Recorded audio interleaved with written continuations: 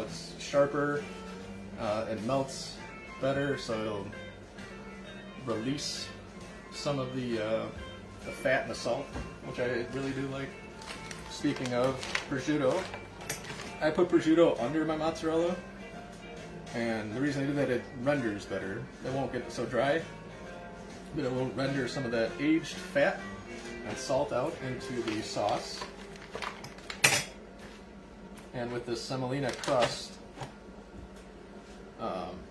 it's just a really good combination. So here's one slice of prosciutto.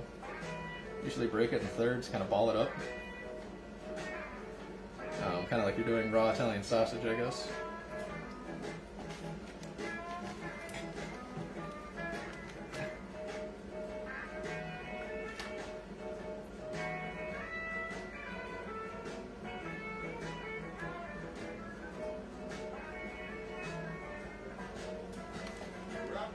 Disperse it fairly evenly.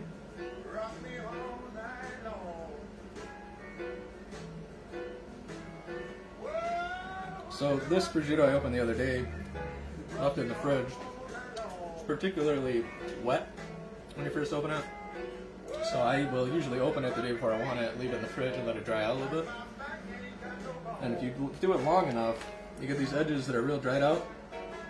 It's salty, like you can almost feel the salt crystals on it. I love that.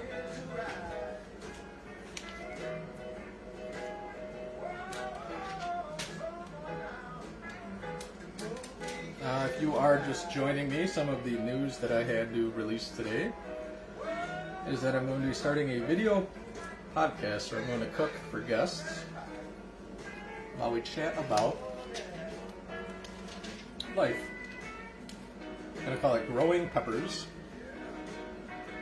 So look for the Growing Peppers video podcast. I am not a tech person, so I'm going to source some help for that. And it might take a little while to figure it out. But we used to do a lot of catering and festivals, and ran a hot dog cart and a Cajun tent, food tent. And I do miss cooking, and so I want to get back in the kitchen a little bit more. There's not going to be a theme to it. It's not peppers, it's not Chicago style, whatever. It's just dishes I want to try out. There's so many things I haven't even tried or made, so kind of looking forward to getting my nose back to the grindstone. Every now and again, shake your pizza on the peel, make sure it's loose.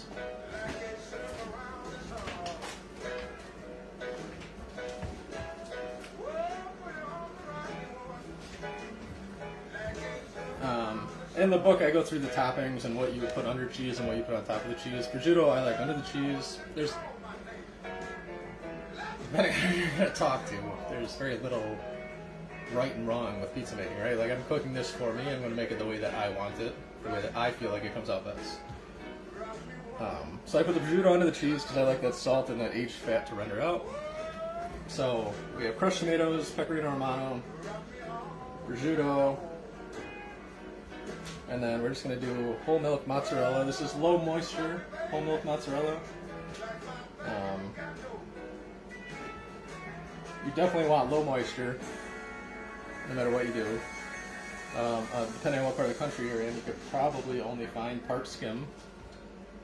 I have some customers that have told me the only low moisture whole milk mozzarella they can get is string cheese. So they take string cheese and they run it through a grater. I imagine it's the same cheese, it's just shaped differently.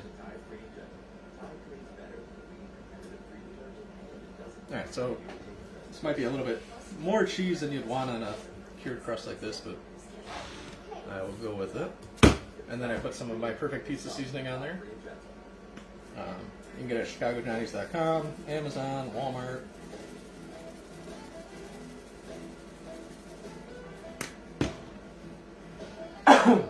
Caught a red pepper flake.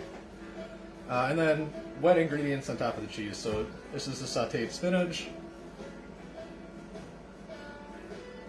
And the reason these go on top of the cheese is we want the dry heat of the oven to kind of pull some of this liquid